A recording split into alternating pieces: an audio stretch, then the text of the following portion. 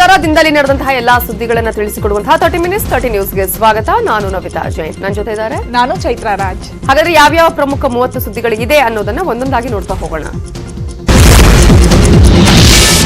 Corona ಹೆಮ್ಮಾರಿಯನ್ನ ಕಟ್ಟಿ ಹಾಕೋದಕ್ಕೆ ಬೆಂಗಳೂರು ಮಾದರಿಯಲ್ಲಿ ಇತರೆ ಜಿಲ್ಲೆಗಳಲ್ಲೂ ಲಾಕ್ಡೌನ್ ಘೋಷಣೆ ಶುರುವಾಗಿದೆ. ಧಾರವಾಡ ಜಿಲ್ಲೆಯಲ್ಲಿ 10 ದಿನಗಳ ಕಾಲ ಲಾಕ್ಡೌನ್ ಘೋಷಣೆ ಮಾಡಲಾಗಿದೆ. ಸಿಎಂ ಜೊತೆಗಿನ ಸಭೆ ಬಳಿಕ ಜಿಲ್ಲಾ ಉಸ್ತುವಾರಿ ಸಚಿವ ಜಗದೀಶ್ ಶೆಟ್ಟರ್ ಈ ಮಾಹಿತಿ ಕೊಟ್ಟಿದ್ದಾರೆ. ಎಲ್ಲರ ಜೊತೆ ಮಾತುಕತೆ ಮಾಡಿದ್ದು ಲಾಕ್ಡೌನ್ ಆಗಲಿ ಅನ್ನುವ ಸಲಹೆ ಬಂದಿದೆ. ಸಭೆಯಲ್ಲಿ ಲಾಕ್ಡೌನ್ಗೆ ಅನುಮತಿ ಕೇಳಿದ್ದು ಲಾಕ್ಡೌನ್ ಅಧಿಕಾರವನ್ನ ಸಿಎಂ ನಮಗೆ ಕೊಟ್ಟಿದ್ದಾರೆ. ಹೀಗಾಗಿ ಧಾರವಾಡ ಜಿಲ್ಲೆಯಲ್ಲಿ ಜುಲೈ 15 ಬುಧವಾರ ಬೆಳಗ್ಗೆ 10 ಗಂಟೆಯಿಂದ ಜುಲೈ 24 ಸಂಜೆ 8 ಗಂಟೆಯವರೆಗೆ ಲಾಕ್ಡೌನ್ ಮಾಡೋದಾಗಿ ಮಾಹಿತಿ ಕೊಟ್ಟಿದ್ದಾರೆ. ನೀವು ಲಾಕ್ಡೌನ್ ಘೋಷಣೆ ಮಾಡಬೇಕು ಅನ್ನುವಂಥದ್ದು ಬಹಳಷ್ಟು ಜನರ ಅಭಿಪ್ರಾಯ ಧಾರವಾಡ ಜಿಲ್ಲೆಯಲ್ಲಿ. ಆ ಹಿನ್ನೆಲೆಯಲ್ಲಿ ಇವತ್ತು ನಾನು ರಾಜ್ಯದ ಮುಖ್ಯಮಂತ್ರಿಗಳು ಸಹಿತ ನಾನು ರಿಕ್ವೆಸ್ಟ್ ಮಾಡಿದೆ, ನೀವು ಡಿಸ್ಟ್ರಿಕ್ಟ್ ಎಲ್ಲರೂ ಕೊಟ್ಕೊಂಡು ನೀವು ಚರ್ಚೆ ಮಾಡಿ ಅಲ್ಲಿ ಅದು ಮಾಡ್ಬೇಕಂತ ಅಂತಿದ್ರೆ ನೀವು ಮಾಡಿ, ನಿಮ್ಗೆ ಅಧಿಕಾರ ಕೊಟ್ಟಿದ್ದೀವಿ ಅನ್ನೋದನ್ನ ಮಾತಾಡಿದ್ರು. ನೀವು ಬೆಂಗಳೂರು ಬಿಟ್ರೆ ರಾಜ್ಯದಲ್ಲಿ ಕೊರೋನಾ ಕೇಕೆ ಹಾಕ್ತಿರೋದು ದಕ್ಷಿಣ ಕನ್ನಡ ಜಿಲ್ಲೆಯಲ್ಲಿ. ಹೀಗಾಗಿ ಬೆಂಗಳೂರು ಮಾದರಿಯಲ್ಲೇ ದಕ್ಷಿಣ ಕನ್ನಡ ಜಿಲ್ಲೆಯಲ್ಲೂ 1 ವಾರಗಳ ಕಾಲ ಲಾಕ್ಡೌನ್ ಘೋಷಣೆ ಮಾಡಲಾಗಿದೆ. ಜಿಲ್ಲೆಯ ಲಾಕ್ಡೌನ್ಗೆ ಉಸ್ತುವಾರಿ ಸಚಿವ ಕೋಟ ಶ್ರೀನಿವಾಸ್ ಪೂಜಾರಿ ಆದೇಶ ಮಾಡಿದ್ದಾರೆ. ಇದೇ ಗುರುವಾರದಿಂದ 1 ವಾರಗಳ ಕಾಲ ದಕ್ಷಿಣ ಕನ್ನಡ ಜಿಲ್ಲೆ ಸಂಪೂರ್ಣ ಲಾಕ್ಡೌನ್ ಆಗಲಿದೆ. ಮುಂದಿನ ಬುಧವಾರ ತನಕ ಅಗತ್ಯ ಸೇವೆ ಬಿಟ್ರೆ ಉಳಿದೆಲ್ಲವೂ ಬಂದ್ ಆಗಲಿದೆ. ಮುಖ್ಯಮಂತ್ರಿಗಳಾಗಿರುವಂತಹ ಸನ್ಮಾನ್ಯ ಯಡಿಯೂರಪ್ಪನವರ ಜೊತೆ ವಿಸಿ ಮೂಲಕ ಕೊರೋನಾ ನಿಯಂತ್ರಣದ ಬಗ್ಗೆ ಅವರು ಕೊಟ್ಟಿರುವಂತಹ ಅನೇಕ ಮಾರ್ಗಸೂಚಿಗಳನ್ನು ಆಲಿಸಿದೆವು. ನಾನು ಸನ್ಮಾನ್ಯ ಸಂಸದರಾಗಿರುವಂತಹ ನಳಿನ್ ಕುಮಾರ್ ಅವರು ನಮ್ಮ ಜಿಲ್ಲಾಧಿಕಾರಿಗಳ ತಂಡ ಅವರ ಜೊತೆ ಚರ್ಚೆ ಮಾಡಿದಾಗ ಲಾಕ್ಡೌನ್ನ ಅನಿವಾರ್ಯತೆ ಇದ್ದಲ್ಲಿ ಆಯಾ ಜಿಲ್ಲೆಯವರು ಅದರ ಬಗ್ಗೆ ಯೋಚನೆ ಮಾಡಿ ಅನ್ನುವಂಥ ಸೂಚನೆ ಕೊಟ್ಟಿದ್ದಾರೆ. ಇನ್ನು ಮೈಸೂರಿನ ಲಾಕ್ಡೌನ್ ವಿಚಾರಕ್ಕೆ ಸಂಬಂಧಪಟ್ಟ ಹಾಗೆ ಪೂರ್ತಿ ಮೈಸೂರು ಜಿಲ್ಲೆಯನ್ನ ಲಾಕ್ಡೌನ್ ಮಾಡಲ್ಲ, ಭವಿಷ್ಯದಲ್ಲಿ ಅಗತ್ಯ ಇದ್ರೆ ಮಾತ್ರ ಲಾಕ್ಡೌನ್ ಮಾಡ್ತೇವೆ ಅಂತ ಜಿಲ್ಲಾಧಿಕಾರಿ ಜಿ ಶಂಕರ್ ಸ್ಪಷ್ಟಪಡಿಸಿದ್ದಾರೆ. ಮೈಸೂರಿಗೆ ಲಾಕ್ಡೌನ್ ಅವಶ್ಯಕತೆ ಇಲ್ಲ ಅಂತ ಸಿಎಂಗೆ ತಿಳಿಸಿದ್ದೇವೆ, ಆದರೆ ಸ್ವಯಂ ಲಾಕ್ಡೌನ್ ನಾವು ಬೆಂಬಲ ಕೊಡ್ತೀವಿ. ಅಲ್ಲದೆ ಎನ್ಆರ್ ಕ್ಷೇತ್ರದ ಕೆಲವು ಭಾಗಗಳಿಗೆ ಮಾತ್ರ ನಾವು ಲಾಕ್ಡೌನ್ ಮಾಡ್ತೀವಿ ಅಂತ ಮಾಹಿತಿ ಕೊಟ್ಟಿದ್ದಾರೆ. ನಾವೇ ಜನರ ಬಳಿ ಹೋಗಿ ಟೆಸ್ಟ್ ಮಾಡುವಂತಹ ರೀತಿಯಲ್ಲಿ ಮುಂಬೈನ ಧಾರಾವಿ ಮಾಡೆಲ್ ಪ್ರಯೋಗವನ್ನ ಎನ್ಆರ್ ಕ್ಷೇತ್ರದ ಆಯ್ದ ಕಂಟೈನ್ಮೆಂಟ್ ಝೋನ್ ನಲ್ಲಿ ಮಾಡುವುದಾಗಿ ಅಭಿರಾಮ್ ಜಿ ಶಂಕರ್ ತಿಳಿಸಿದ್ದಾರೆ. ಜನ ನಮ್ಮ ಹತ್ರ ಬಂದು ಟೆಸ್ಟ್ ಮಾಡಿಸ್ಕೊಳ್ಳೋದು ಬೇಡ, ನಾವು ಜನರ ಹಿಂದೆ ಬಿದ್ದು ಟೆಸ್ಟ್ ಮಾಡಿಸ್ತೀವಿ ಅಂತ. ಮೈಲ್ಡ್ ಇದ್ರೆ ಮೈಲ್ಡ್ ಆಗಿನೇ ಇರಬೇಕು, ಅವ್ರು ಮೈಲ್ಡ್ ಇಂದ ಮಾಡ್ರೇಟ್ ಹೋಗಬಾರ್ದು. Before that we have to segregate ಅಂತ. ಸೊ ಇದೊಂದು ಪ್ರಯೋಗ ಅಂತ ಮಾಡ್ತಾ ಇದ್ದೀವಿ. Anyway it help us detect. ಇದು ಏನಾದರೂ ಎಫೆಕ್ಟಿವ್ ಇದೆ, ಡೆತ್ಸ್ ಕಡಿಮೆ ಆಗಲಿಕ್ಕೆ ಅದು ಅನುಕೂಲ ಆಗುತ್ತೆ ಅಂತ ನಮಗೆ ಗೊತ್ತಾದರೆ then this we can replicate in other pockets ಎಲ್ಲಿ ನಮಗೆ ಜಾಸ್ತಿ ಆಗ್ತದೆ. ಲಾಕ್ಡೌನ್ ಸಂಬಂಧ ಸಿಎಂ ಬಿಎಸ್ವೈ ಗೃಹ ಕಚೇರಿಯಲ್ಲಿ ಬೆಳಗ್ಗೆಯಿಂದ ಸಭೆ ನಡೆಸ್ತಾ ಇದ್ದಾರೆ. ಇದೀಗ ಹೈ ರಿಸ್ಕ್ ಅಲ್ಲದ 19 ಜಿಲ್ಲೆಗಳ ಉಸ್ತುವಾರಿ ಸಚಿವರು, ಡಿಸಿಗಳು, ಸಿಇಒಗಳು, ಎಸ್ಪಿಗಳ ಜೊತೆ ಸಿಎಂ ಸಭೆ ಮಾಡುತ್ತಿದ್ದಾರೆ. ಕೊರೋನಾ ನಿಯಂತ್ರಣಕ್ಕೆ ಇಂದಿನ ಡಿಸಿಗಳ ಸಭೆಯಲ್ಲಿ ಸಿಎಂ ಬಿಎಸ್ವೈ ಒಂದಷ್ಟು ಸೂಚನೆಗಳನ್ನು ಕೊಟ್ಟಿದ್ದಾರೆ. ಆಂಟಿ ರ್ಯಾಪಿಡ್ ಆಂಟಿಜೆನ್ ಟೆಸ್ಟ್ಗೆ ಆದ್ಯತೆ ಕೊಡಿ, ಕಂಟೈನ್ಮೆಂಟ್ ಝೋನ್ಗಳಲ್ಲಿ ಕಟ್ಟುನಿಟ್ಟಾಗಿ ಕ್ರಮ ವಹಿಸಬೇಕು, ಸೀಲ್ ಡೌನ್ ಪ್ರಕ್ರಿಯೆಯನ್ನ ಪರಿಣಾಮಕಾರಿಯಾಗಿ ಮಾಡಬೇಕು, ಹೊರಗಿನಿಂದ ವಲಸೆ ಬಂದವರ ಕ್ವಾರಂಟೈನ್ ಮೇಲೆ ಹೆಚ್ಚಿನ ನಿಗಾ ಇಡಿ, ಹಾಗೆ ಚಿಕಿತ್ಸೆ ನೀಡಲು ಸಹಕರಿಸದ ಆಸ್ಪತ್ರೆಗಳ ವಿರುದ್ಧ ಕಠಿಣ ಕ್ರಮ ತೆಗೆದುಕೊಳ್ಳಿ ಅಂತ ಖಡಕ್ ಸೂಚನೆಯನ್ನ ಕೊಟ್ಟಿದ್ದಾರೆ. ಬಿಐಇಸಿ ಬೆಡ್ ಬಾಡಿಗೆ ಅಕ್ರಮದ ಬಗ್ಗೆ ನ್ಯೂಸ್ 18 ಕನ್ನಡದ ವರದಿ ಟಾಸ್ಕ್ ಫೋರ್ಸ್ ಸಭೆಯಲ್ಲಿ ಇವತ್ತು ಪ್ರತಿಧ್ವನಿಸಿದೆ. ಈ ಸಂಬಂಧ ಅಧಿಕಾರಿಗಳನ್ನ ಸಿಎಂ ತರಾಟೆಗೆ ತೆಗೆದುಕೊಂಡಿದ್ದಾರೆ. ಬಿಐಇಸಿಯಲ್ಲಿನ ಕೋವಿಡ್ ಕೇರ್ ಸೆಂಟರ್ ಅಲ್ಲಿ ಬೆಡ್ಗಳನ್ನ ಬಾಡಿಗೆಗೆ ತಂದಿದ್ದು ಯಾಕೆ ಅಂತ ಪ್ರಶ್ನೆ ಮಾಡಿದ್ದಾರೆ. 2 ತಿಂಗಳಲ್ಲಿ ಅದರ ಬಾಡಿಗೆ ಎಷ್ಟಾಗುತ್ತೆ, ನನ್ನ ಗಮನಕ್ಕೆ ತರದೆ ಅಷ್ಟು ದೊಡ್ಡ ನಿರ್ಧಾರ ಹೇಗೆ ತಗೊಂಡ್ರಿ ಅಂತ ಪ್ರಶ್ನೆ ಮಾಡಿದ್ದಾರೆ. ಅಲ್ಲದೆ ಇದು ಕೊನೆಯ ಲಾಕ್ಡೌನ್ ಅಷ್ಟೇ, ಮುಂದಿನ ಸಭೆಯ ವೇಳೆಗೆ ಸಮಸ್ಯೆ ಪರಿಹರಿಸದಿದ್ರೆ ನಿಮ್ಮ ಮೇಲೆ ನಿರ್ದಾಕ್ಷಿಣ್ಯ ಕ್ರಮವನ್ನ ತೆಗೆದುಕೊಳ್ಳೋದಾಗಿ ಖಡಕ್ ವಾರ್ನಿಂಗ್ ಅನ್ನ ಸಿಎಂ ಕೊಟ್ಟಿದ್ದಾರೆ. ನಾನು ಇನ್ನೊಂದು ಬಾರಿ ಸಭೆ ಮಾಡಿದಾಗ ಯಾವ ಸಮಸ್ಯೆಗಳು ಕೂಡ ಇರಕೂಡದು ಅಂತ ತಾಕೀತು ಮಾಡಿದ್ದಾರೆ ಅಧಿಕಾರಿಗಳಿಗೆ ಸಿಎಂ ಬಿಎಸ್ವೈ.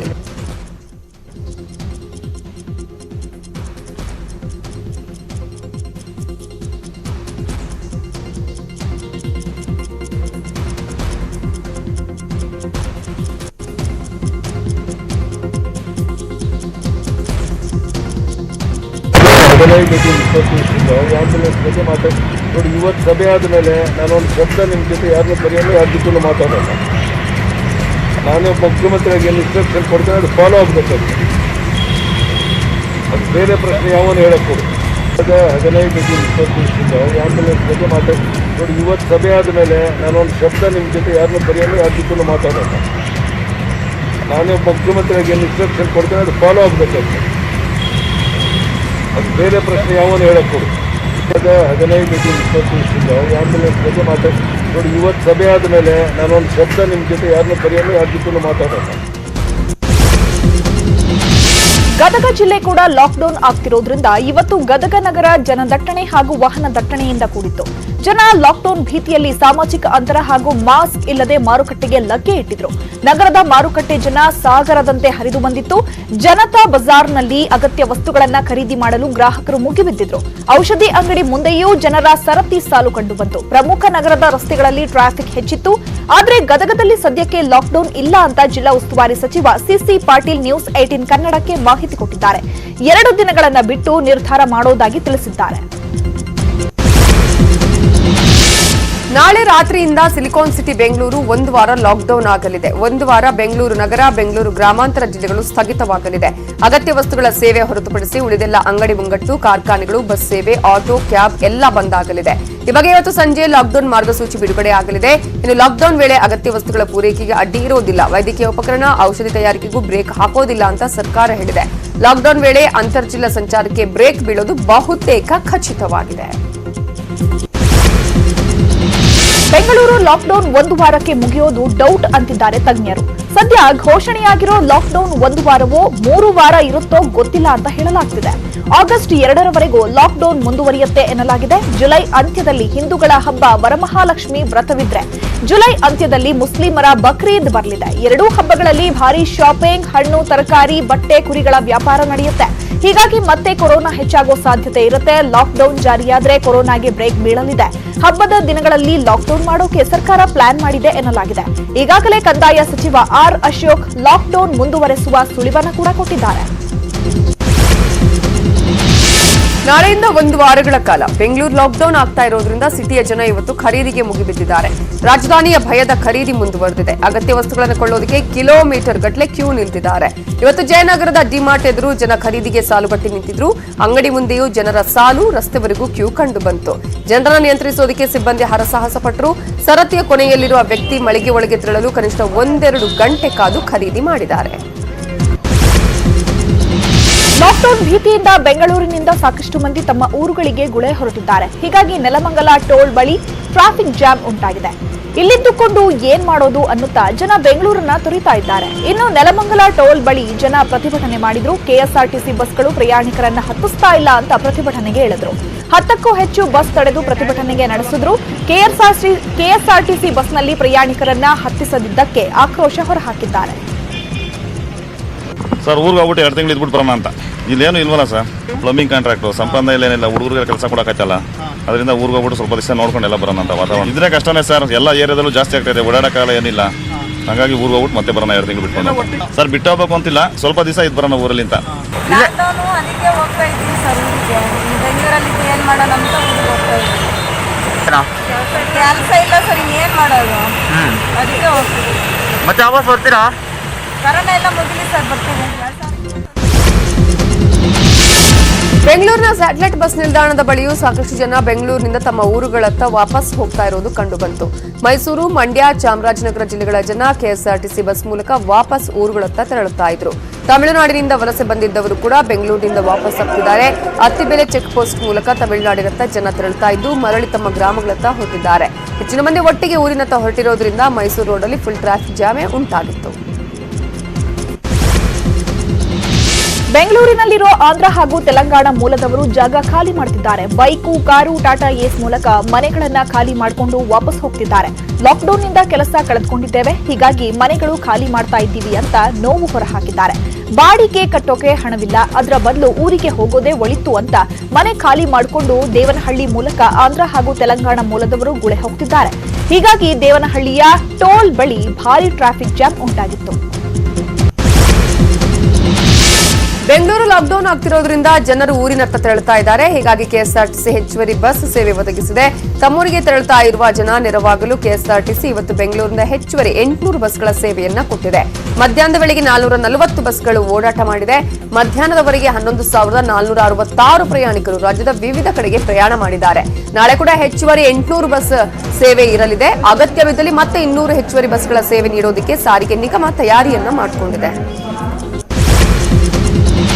ಬೆಂಗಳೂರಿನಿಂದ ಗುಳೆ ಹೋಗ್ತಾ ಇರುವವರ ಸಂಖ್ಯೆ ಹೆಚ್ಚಾದ ಹಿನ್ನೆಲೆಯಲ್ಲಿ 3 ಟೋಲ್ಗಳಲ್ಲಿ ಟೋಲ್ ಫ್ರೀ ವ್ಯವಸ್ಥೆ ಜಾರಿ ಮಾಡಲಾಗಿದೆ. ನೆಲಮಂಗಲ ಟೋಲ್ ಬಳಿ ಟ್ರಾಫಿಕ್ ಜಾಮ್ ಹೆಚ್ಚಾಗ್ತಿರೋದ್ರಿಂದ ಜನರಿಗೆ ತೊಂದರೆ ಆಗದಂತೆ ವ್ಯವಸ್ಥೆ ಮಾಡಲಾಗಿದೆ.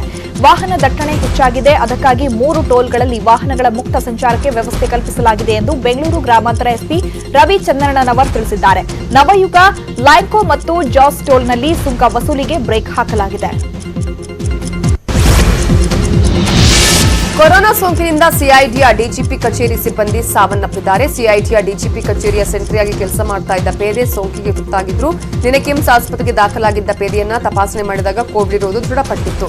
ಬಿಪಿ ಹಾಗೂ ಡಯಾಬಿಟಿಸ್ನಿಂದ ಬಳಲ್ತಾ ಇದ್ದ ಸೋಂಕಿತ ಪೇದೆ ಚಿಕಿತ್ಸೆ ಫಲಿಸದೆ ಇವತ್ತು ಸಾವನ್ನಪ್ಪಿದ್ದಾರೆ.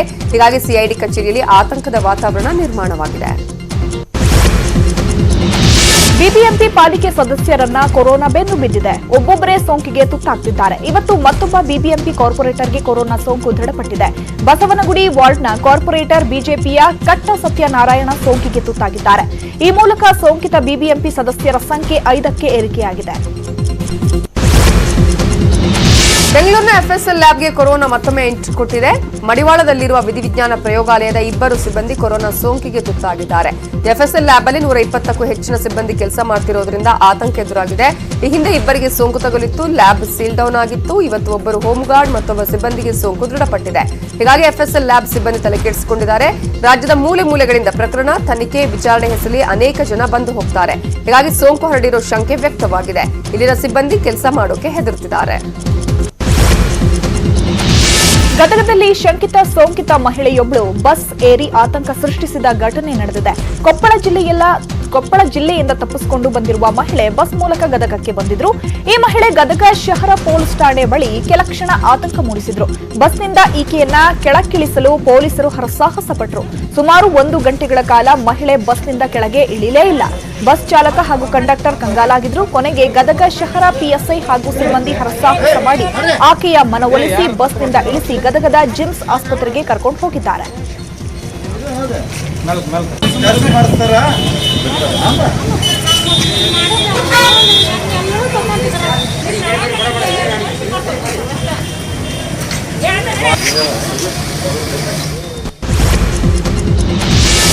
ಬೆಂಗಳೂರಲ್ಲಿ ದೇಶದ ಅತಿ ದೊಡ್ಡ ಕೋವಿಡ್ ಕೇರ್ ನಿರ್ಮಾಣವಾದರೆ ರಾಜ್ಯದ 2ನೇ ಅತಿ ದೊಡ್ಡ ಕೋವಿಡ್ ಕೇರ್ ಸೆಂಟರ್ ಮೈಸೂರಲ್ಲಿ ನಿರ್ಮಾಣ ಆಗ್ತಾ ಇದೆ.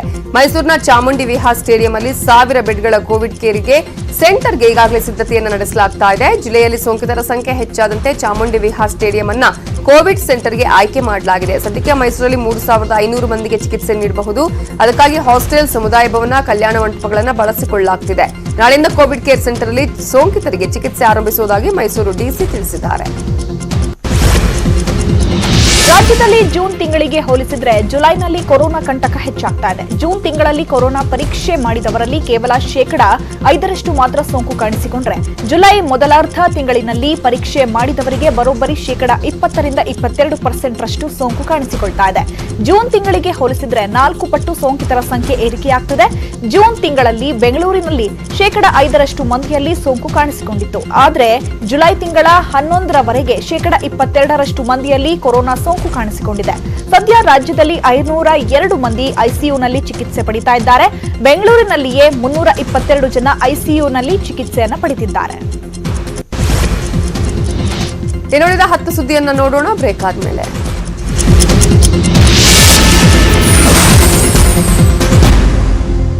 ಖಾಸಗಿ ಆಸ್ಪತ್ರೆಗಳಿಗೆ ರಾಜ್ಯ ಸರ್ಕಾರ ಸಂಜೆ 6 ಗಂಟೆಯವರೆಗೆ ಡೆಡ್ ಲೈನ್ ನೀಡಿದೆ. ಸಂಜೆ 6 ಗಂಟೆಯೊಳಗೆ ಸರ್ಕಾರದ ಪಾಲಿನ 50% ಬೆಡ್ಗಳನ್ನು ಖಾಸಗಿ ಆಸ್ಪತ್ರೆಗಳು ಬಿಟ್ಟುಕೊಡಬೇಕು.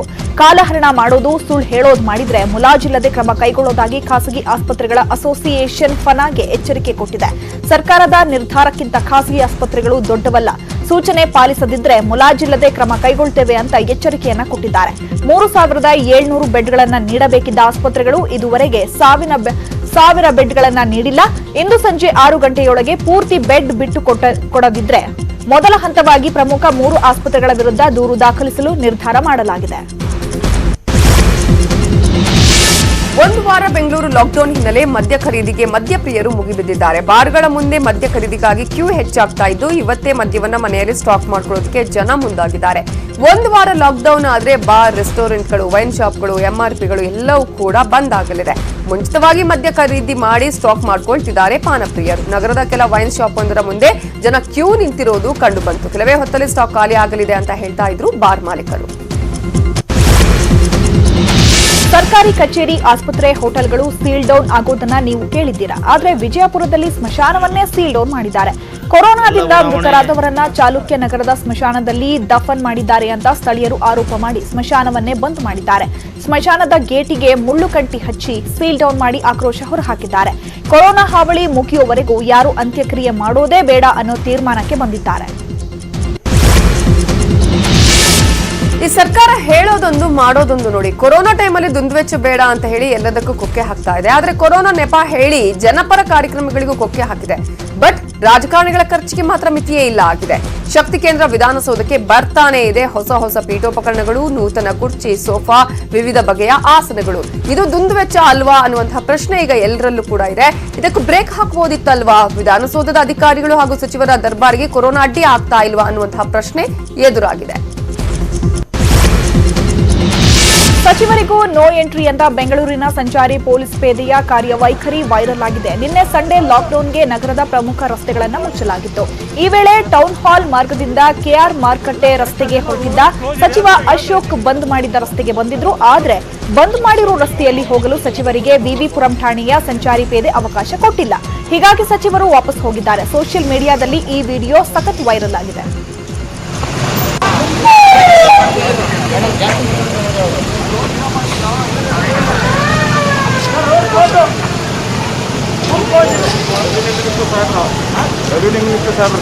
ಕರೆಕ್ಟ್ ಅಲ್ಲೆಲ್ಲ ಕ್ಲೋಸ್ ಇದೆ, ಅದಕ್ಕೆ ಹೇಳ್ತಾ ಇದ್ದೀನಿ.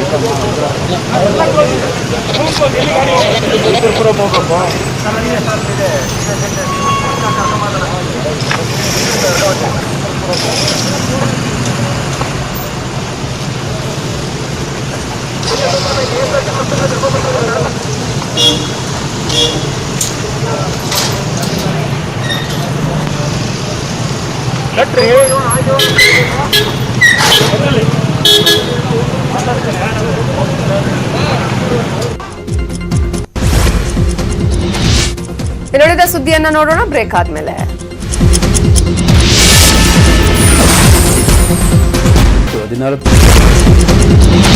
ಕೊರೋನಾ ಕಾಲದಲ್ಲೂ ಕೃಷಿ ಚಟುವಟಿಕೆ ಭರದಿಂದ ಸಾಗಿದೆ. ಆದರೂ ಕೆಲವೆಡೆ ಬಿತ್ತನೆ ಬೀಜ, ರಸಗೊಬ್ಬರದ ಕೊರತೆ ಈಗಲೂ ಕಾಡ್ತಾ ಇದೆ. ಕಡಲೆ, ಶೇಂಗಾ, ಸೋಯಾಬೀನ್ ಬೀಜದ ಕೊರತೆ ಕಾಡ್ತಾ ಇದೆ.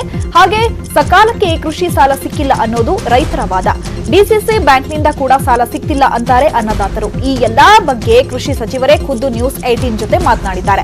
ಸಮಸ್ಯೆಗಳಿರೋ ಜಿಲ್ಲೆಗಳಿಂದ ಮಾಹಿತಿ ಪಡೆದು ಎಲ್ಲವನ್ನ ಸರಿಪಡಿಸುತ್ತೇವೆ ಅಂತ ಕೂಡ ಹೇಳಿದ್ದಾರೆ. ಕೊರೋನಾದಿಂದಾಗಿ ಮುಂಜಾಗ್ರತೆ ವಹಿಸಿದ್ದೇವೆ. ಲಾಕ್ಡೌನ್ ನಡುವೆಯೂ ಗೊಬ್ಬರ, ಬೀಜ ದಾಸ್ತಾನು ಆಗಿದೆ. ಎಲ್ಲೂ ಸಮಸ್ಯೆಗಳಿಲ್ಲ. ಸಮಸ್ಯೆಗಳು ಇದ್ರೆ ಆಯಾ ಜಂಟಿ ನಿರ್ದೇಶಕರು ಕೂಡಲೇ ಎಲ್ಲವನ್ನ ಸರಿಪಡಿಸುತ್ತಾರೆ ಎಂಬ ಭರವಸೆ ನೀಡಿದ್ದಾರೆ ಬಿಸಿ ಪಾಟೀಲ್. ನಮ್ ಜೆಡಿಗಳಿಗೆಲ್ಲ ಕ್ಲಿಯರ್ ಇನ್ಸ್ಟ್ರಕ್ಷನ್ಸ್ ಇದೆ. ಎಲ್ಲೂ ಬೀಜ ಗೊಬ್ಬರ ತೊಂದರೆ ಆಗಬಾರ್ದು. ಎಲ್ಲೇ ಆಗ್ತದೆ ತಕ್ಷಣ ನಮ್ ಗಮನಕ್ಕೆ ತರಬೇಕು. ಅದ್ರ ಬಗ್ಗೆ ಮಾನಿಟರ್ ಮಾಡ್ಲಿಕ್ಕೆ ಎವ್ರಿಡೇ ನಮ್ ಕಮಿಷನರ್ ಮತ್ತೆ ಜೆಡಿಗಳು ಮಾಡ್ತಾ ಇದ್ದಾರೆ, ಎಡಿಗಳು ಮಾಡ್ತಾ ಇದ್ದಾರೆ, ಡೈರೆಕ್ಟರ್ ಮಾಡ್ತಾ ಇದ್ದಾರೆ. ಎಲ್ಲೂ ತೊಂದರೆ ಬಂದಿಲ್ಲ, ಆ ತರದ್ದು ಎಲ್ಲೂ ಕಂಡು ಬಂದಿಲ್ಲ. ನಾಳೆ ಬೆಳಗ್ಗೆ 11ವರೆಗೆ ದ್ವಿತೀಯ ಪಿಯು ಫಲಿತಾಂಶ ಪ್ರಕಟವಾಗಲಿದೆ. ನಾಳೆ ಬೆಳಗ್ಗೆ 11:30ಕ್ಕೆ ಪಿಯು ರಿಸಲ್ಟ್ ಹೊರಬೀಳಲಿರುವಂತಹ ಹಿನ್ನೆಲೆಯಲ್ಲಿ ಮಧ್ಯಾಹ್ನ 12 ಗಂಟೆಯ ನಂತರ ವೆಬ್ಸೈಟ್ ಅಲ್ಲಿ ಪಿಯು ರಿಸಲ್ಟ್ ಲಭ್ಯವಾಗಲಿದೆ ಅಂತ ಶಿಕ್ಷಣ ಸಚಿವ ಸುರೇಶ್ ಕುಮಾರ್ ತಿಳಿಸಿದ್ದಾರೆ. ಫಲಿತಾಂಶವನ್ನ www.carresults.nic.in ನಲ್ಲಿ ವಿದ್ಯಾರ್ಥಿಗಳು ನೋಡಬಹುದು ಅಂತ ಶಿಕ್ಷಣ ಸಚಿವ ಸುರೇಶ್ ಕುಮಾರ್ ಮಾಹಿತಿ ಕೊಟ್ಟಿದ್ದಾರೆ. ಜನ್ಮ ಕೊಟ್ಟ ತಾಯಿ ಸತ್ತರೂ ಮೌಲ್ಯಮಾನಕ್ಕೆ ಹಾಜರಾದ ಶಿಕ್ಷಕಿ ಕರ್ತವ್ಯ ನಿಷ್ಠೆ ತೋರಿಸಿದ್ದಾರೆ. ಕೊಡಗು ಜಿಲ್ಲೆಯ ಮಡಿಕೇರಿ ತಾಲೂಕಿನ ಬೆಟ್ಟಿಗೇರಿಯ ಶಿಕ್ಷಕಿ ಕವಿತಾ ತಾಯಿ ಇಂದು ಮುಂಜಾನೆ ಸಾವನ್ನಪ್ಪಿದ್ದಾರೆ. ಆದರೆ ಎಸ್ಎಸ್ಎಲ್ಸಿ ಮೌಲ್ಯಮಾಪನದ ಜವಾಬ್ದಾರಿ ಹೊತ್ತಿರುವ ಶಿಕ್ಷಕಿ ಮಡಿಕೇರಿಯ ಸಂತ ಮೈಕಲ್ರ ಶಾಲೆಯಲ್ಲಿ ನಡೀತಾ ಇರುವ ಮೌಲ್ಯಮಾಪನಕ್ಕೆ ಹಾಜರಾಗಿದ್ದಾರೆ. ಪರೀಕ್ಷೆ ತಡವಾಗಿ ಮುಗಿದಿದೆ. ವಿದ್ಯಾರ್ಥಿಗಳ ಭವಿಷ್ಯ ಮುಖ್ಯ, ಹಾಗಾಗಿ ಮೌಲ್ಯಮಾಪನಕ್ಕೆ ಬಂದಿದ್ದೇನೆ. ಕರ್ತವ್ಯ ಮುಗಿಸಿ ತಾಯಿಯ ಅಂತ್ಯ ಸಂಸ್ಕಾರದಲ್ಲಿ ಪಾಲ್ಗೊಳ್ತೇನೆ ಅಂತ ತಿಳಿಸಿದ್ದಾರೆ. ಇವತ್ತು ಬೆಳಿಗ್ಗೆ ನಮ್ಮ 4:30 ಗಂಟೆಗೆ ನನ್ನ ತಾಯಿ ತೀರ್ಕೊಂಡ್ರು. ಮಕ್ಕಳ ಹಿತದೃಷ್ಟಿಯಿಂದ ನಾನು ಇವತ್ತು ಬಂದಿದ್ದೇನೆ. ಮನಸ್ಸು ಗಟ್ಟಿ ಮಾಡಿಕೊಂಡು ಇವತ್ತು ಬಂದಿದ್ದೇನೆ. ಮಕ್ಕಳ ಒಂದು ಹಿತದೃಷ್ಟಿಯಿಂದ ಇವತ್ತು ಮೌಲ್ಯಮಾಪನಕ್ಕೆ ಯಾರು ತಪ್ಪಿಸ್ಕೋಬಾರ್ದು, ಆ ಕಾರಣಕ್ಕಾಗಿ ಬಂದಿದ್ದೇವೆ. ಈಗ ಮತ್ತೆ ಹೋಗಿ ಕಾರ್ಯ ಎಲ್ಲವನ್ನ ನಾನು ಪಾಲ್ಗೊಳ್ತೀನಿ. ಹೋಗಿ ನಂದು ಇವತ್ತು ಬೆಳಿಗ್ಗೆ ನಮ್ಮ 4:15 ಗಂಟೆಗೆ ನನ್ನ ತಾಯಿ ತೀರ್ಕೊಂಡ್ರು. ಮಕ್ಕಳ ಹಿತದೃಷ್ಟಿಯಿಂದ ನಾನು ಇವತ್ತು ಬಂದಿದ್ದೇನೆ. ಮನಸ್ಸು ಗಟ್ಟಿ ಮಾಡಿಕೊಂಡು ಇವತ್ತು ಬಂದಿದ್ದೇನೆ. ಮಕ್ಕಳ ಒಂದು ಹಿತದೃಷ್ಟಿಯಿಂದ ಇವತ್ತು ಮೌಲ್ಯಮಾಪನಕ್ಕೆ ಯಾರು ತಪ್ಪಿಸ್ಕೋಬಾರ್ದು, ಆ ಕಾರಣಕ್ಕಾಗಿ ಬಂದಿದ್ದೇವೆ. ಈಗ ಮತ್ತೆ ಹೋಗಿ ಕಾರ್ಯ ಎಲ್ಲವನ್ನ ನಾನು ಪಾಲ್ಗೊಳ್ತೀನಿ. ಹೋಗಿ ಪತನದ ಭೀತಿಯಲ್ಲಿರುವ ರಾಜಸ್ಥಾನದ ಕಾಂಗ್ರೆಸ್ ಸರ್ಕಾರವನ್ನು ಉಳಿಸೋದಕ್ಕೆ ಕಾಂಗ್ರೆಸ್ ನಾಯಕಿ ಪ್ರಿಯಾಂಕಾ ವಾದ್ರಾ ರಂಗ ಪ್ರವೇಶ ಮಾಡಿದ್ದಾರೆ. ಅಖಾಡಕ್ಕೆ ಇಳಿದಿರುವ ಪ್ರಿಯಾಂಕಾ ಸೋನಿಯಾ ಪುತ್ರಿ ಪ್ರಿಯಾಂಕಾ ವಾದ್ರಾ ಬಂಡಾಯ ಶಮನ ಮಾಡಲು ರಾಜಸ್ಥಾನದ ಡಿಸಿಎಂ ಸಚಿನ್ ಪೈಲಟ್ ಹಾಗೂ ಸಿಎಂ ಅಶೋಕ್ ಗೆಹ್ಲೋಟ್ಗೆ ಕರೆ ಮಾಡಿ ಮಾತಾಡಿದ್ದಾರೆ. ಪ್ರಿಯಾಂಕಾ ವಾದ್ರಾ ಕರೆ ಮಾಡಿ ಸಮಾಧಾನ ಮಾಡಿದ್ರಿಂದ ಸಚಿನ್ ಪೈಲಟ್ ತಣ್ಣಗಾಗಿದ್ದಾರೆ ಅಂತ ತಿಳಿದು ಬಂದಿದೆ. ಇನ್ನು ಶಾಸಕಾಂಗ ಸಭೆ ನಡೆಸಿರೋ ಸಿಎಂ ಅಶೋಕ್ ಗೆಹ್ಲೋಟ್ ಎಲ್ಲ ಶಾಸಕರು ಹಾಗೂ ಸಚಿವರನ್ನ ರೆಸಾರ್ಟ್ಗೆ ಶಿಫ್ಟ್ ಮಾಡಿದ್ದಾರೆ. ಇದರಿಂದ ಸರ್ಕಾರ ಸಂಕಷ್ಟದಿಂದ ಪಾರಾದಂತೆ ಕಾಣಿಸ್ತಾ ಇದೆ. ಇನ್ನು ರಾಜಸ್ಥಾನ ಬಿಕ್ಕಟ್ಟು ಬಿಜೆಪಿಯ ವಿಸ್ತರಣಾವಾದದ ಮುಂದುವರಿದ ಭಾಗ ಅಂತ ಮಲ್ಲಿಕಾರ್ಜುನ ಖರ್ಗೆ ಕಿಡಿಕಾರಿದ್ದಾರೆ. ಈಗಾಗಲೇ ಅಖಾಡಕ್ಕೆ ಇಳಿದಿದ್ದಾರೆ ಪ್ರಿಯಾಂಕಾ ವಾದ್ರಾ. ಒಂದ್ ಕಡೆ ರಾಜಸ್ಥಾನದಲ್ಲೂ ಕೂಡ ಸ್ಫೋಟಗೊಂಡಿತ್ತು ಭಿನ್ನಮತ. ಈ ಹಿನ್ನೆಲೆಯಲ್ಲಿ ದೆಹಲಿಗೂ ಕೂಡ ತೆರಳಿದ್ರು ಸಚಿನ್ ಪೈಲಟ್. ಆದ್ರೆ ಈಗ ಅವರ ಮನವೊಲಿಸುವಂತಹ ಪ್ರಯತ್ನಕ್ಕೆ ಕೈ ಹಾಕಿರೋದು ಪ್ರಿಯಾಂಕಾ ವಾದ್ರಾ ಅವರು. ಪ್ರಿಯಾಂಕಾ ವಾದ್ರಾ ಅವರನ್ನ ಮಾತನಾಡಿಸಿದ್ದಾರೆ, ಸಮಾಧಾನಗೊಳಿಸುವಂತಹ ಪ್ರಯತ್ನವನ್ನ ಕೂಡ ಮಾಡಿದ್ದಾರೆ ಅನ್ನುವ ಮಾಹಿತಿಗಳು ಲಭ್ಯವಾದಂತಹ ಹಿನ್ನೆಲೆಯಲ್ಲಿ ಈಗ ಯಾವುದೇ ರೀತಿಯಾದಂತಹ ಸರ್ಕಾರಕ್ಕೆ ಸಂಕಷ್ಟ ಇಲ್ಲ ಅನ್ನುವಂತಹ ಮಾತುಗಳು ಕೇಳಿ ಬರ್ತಾ ಇದೆ. ಈಗಾಗಲೇ ಅವರೆಲ್ಲರನ್ನ ಕೂಡ ರೆಸಾರ್ಟ್ಗೆ ಕಳುಹಿಸುವಂತಹ ಪ್ರಯತ್ನಗಳು ನಡೀತಾ ಇದೆ. ಕೊರೋನಾ ಭೀತಿಯ ಮಧ್ಯೆ ಈ ವರ್ಷದ ಅಮರನಾಥ ಯಾತ್ರೆಗೆ ಸುಪ್ರೀಂ ಕೋರ್ಟ್ ಗ್ರೀನ್ ಸಿಗ್ನಲ್ ಕೊಟ್ಟಿದೆ. ಕೊರೋನಾ ತೀವ್ರವಾಗಿ ಹೆಚ್ಚುತ್ತಿರುವ ಹಿನ್ನೆಲೆಯಲ್ಲಿ ಯಾತ್ರೆಗೆ ತಡೆ ನೀಡುವಂತೆ ಸುಪ್ರೀಂ ಕೋರ್ಟ್ಗೆ ಅರ್ಜಿಯನ್ನು ಸಲ್ಲಿಸಲಾಗಿತ್ತು. ಆದರೆ ಯಾತ್ರೆಗೆ ತಡೆ ನೀಡಲು ಈ ವಿಚಾರದಲ್ಲಿ ಮಧ್ಯ ಪ್ರವೇಶಿಸಲು ಸುಪ್ರೀಂ ಕೋರ್ಟ್ ನಿರಾಕರಿಸಿದೆ. ಯಾತ್ರೆಗೆ ಅವಕಾಶ ನೀಡುವ ಬಿಡುವ ಕೆಲಸ ಸರ್ಕಾರದ್ದು, ಪ್ರಯಾಣ ಮತ್ತು ಆರೋಗ್ಯ ಎರಡೂ ಸರ್ಕಾರದ ವ್ಯಾಪ್ತಿಗೆ ಬರುತ್ತೆ ಅಂತ ಹೇಳಿದೆ. ಅಲ್ಲದೆ ಜಿಲ್ಲಾಡಳಿತದ ಕೆಲಸವನ್ನ ಕೋರ್ಟ್ ಮಾಡುವುದಿಲ್ಲ. ಮುನ್ನೆಚ್ಚರಿಕಾ ಕ್ರಮಗಳ ಬಗ್ಗೆ ಸರ್ಕಾರ ನಿರ್ಧರಿಸಬೇಕು, ಯಾತ್ರೆ ವೇಳೆ ಮಾರ್ಗಸೂಚಿಗಳನ್ನು ಅನುಸರಿಸಬೇಕು ಅಂತ ಸುಪ್ರೀಂ ಕೋರ್ಟ್ನ ಪೀಠ ಹೇಳಿದೆ. ಇನ್ನು ಅಲ್ಲದೆ ಜಿಲ್ಲಾಡಳಿತದ ಕೆಲಸವನ್ನ ಕೋರ್ಟ್ ಮಾಡೋದಿಲ್ಲ. ಈಗ ಕೊರೋನಾ ಭೀತಿಯ ನಡುವೆಯೂ ಕೂಡ ಸುಪ್ರೀಂ ಕೋರ್ಟ್ ಯಾವುದೇ ನಿರ್ಧಾರವನ್ನ ತೆಗೆದುಕೊಳ್ಳಿಲ್ಲ. ಸೊ ಈಗ ಯಾತ್ರೆಗೆ ಹೋಗೋದು ಬಿಡೋದು ಸರ್ಕಾರಕ್ಕೆ ಬಿಟ್ಟಿದ್ದು. ಆದ್ರೆ ಎಲ್ಲಾ ಮುಂಜಾಗ್ರತಾ ಕ್ರಮಗಳನ್ನ ತೆಗೆದುಕೊಂಡು ನೀವು ಕಳಿಸಬೇಕಾಗತ್ತೆ, ಇದರಲ್ಲಿ ನಾವು ಮಧ್ಯಪ್ರವೇಶ ಮಾಡಲ್ಲ ಅನ್ನುವಂತಹ ಸ್ಪಷ್ಟನೆಯನ್ನ ಕೂಡ ಕೊಟ್ಟಿದೆ. ಯಾತ್ರೆ ವೇಳೆ ಮಾರ್ಗಸೂಚಿಗಳನ್ನ ಅನುಸರಿಸಬೇಕು ಅಂತ ಸುಪ್ರೀಂ ಕೋರ್ಟ್ ಪೀಠ ಇಲ್ಲಿ ಹೇಳಿದೆ. ಪ್ರತಿ ಬಾರಿಯೂ ಕೂಡ ಯಾತ್ರೆಗೆ ಸಾಕಷ್ಟು ಸಿದ್ಧತೆಗಳನ್ನ ಮಾಡಿಕೊಂಡು ಕಳಿಸಲಾಗ್ತಾ ಇತ್ತು. ಅಮರನಾಥ್ ಯಾತ್ರೆಗೆ ಈಗ ತಡೆ ಇಲ್ಲ ಅಂತ ಸುಪ್ರೀಂ ಕೋರ್ಟ್ ಹೇಳಿದೆ. ಯಾವುದೇ ಕಾರಣಕ್ಕೂ ನಾವು ಮಧ್ಯಪ್ರವೇಶ ಮಾಡೋದಿಲ್ಲ, ಎಲ್ಲಾ ಮುಂಜಾಗ್ರತಾ ಕ್ರಮಗಳನ್ನ ನೀವೇ ತೆಗೆದುಕೊಳ್ಬೇಕು, ಅದು ಸರ್ಕಾರಕ್ಕೆ ಬಿಟ್ಟಿದ್ದು ಅನ್ನುವಂತಹ ಮಾತುಗಳನ್ನ ಕೂಡ ಹೇಳಿದೆ. ಇನ್ನು ಕೊರೋನಾ ತೀವ್ರವಾಗಿ ಹೆಚ್ಚಾಗ್ತಾ ಇರುವಂತಹ ಹಿನ್ನೆಲೆಯಲ್ಲಿ ಯಾತ್ರೆಗೆ ತಡೆ ನೀಡುವಂತೆ ಸುಪ್ರೀಂ ಕೋರ್ಟ್ಗೆ ಅರ್ಜಿಯನ್ನ ಕೂಡ ಸಲ್ಲಿಸಲಾಗಿತ್ತು. ಆದ್ರೆ ಯಾತ್ರೆಗೆ ತಡೆ ನೀಡೋದು, ಈ ವಿಚಾರದಲ್ಲಿ ನಾವು ಮಧ್ಯಪ್ರವೇಶ ಮಾಡೋದಿಲ್ಲ ಅಂತ ಸುಪ್ರೀಂ ಕೋರ್ಟ್ ಸ್ಪಷ್ಟನೆಯನ್ನ ಕೊಟ್ಟಿದೆ.